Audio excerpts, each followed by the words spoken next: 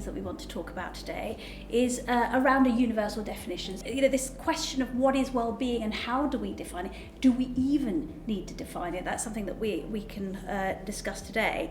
For so many years now, there's been discussions around what workplace wellbeing is, what it should look like, and you know, we've talked a lot around that fluffiness. How do you start to make a change for something that you've not yet defined?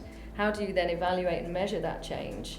Really interesting panel to be a part of, and it's great to have representation from the various sectors within industry, along with obviously myself discussing things from a research perspective. What we really need is to move towards a definition at least that provides a slightly more stable construct through which absolutely to measure those changes over time, but in a way that also doesn't box off the coverage in terms of, well, what encompasses well-being, what does that look like? Because we're sharing that knowledge that people want and maybe answering questions that people are afraid to ask. I call it the inception piece, really. You're planting that seed into the C-suite to say, is this a problem in our organisation? Yes or no? If it is, what are we going to do about it? I would welcome a universal definition, but I think that many of those businesses that want to be more proactive might then choose to go outside of that universal accepted definition, because businesses do like taking more control recently, and I think those that are ISO certified will then look at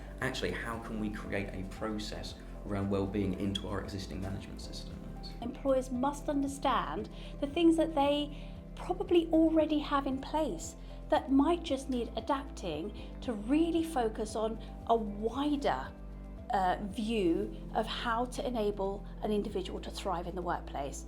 So I think what I'm hearing is we don't want it to be restrictive, this definition, because that's not how businesses work, that's not how people work. It's a tricky one to answer, because I think that overarching definition as guidance would be amazing, but then just giving people flexibility to interpret that and put it into their own strategies in their own people's language would be the way that I would look at it. It's important to be able to bring different industries together. I probably wouldn't have had an opportunity to speak to those other panel members because we're from different areas.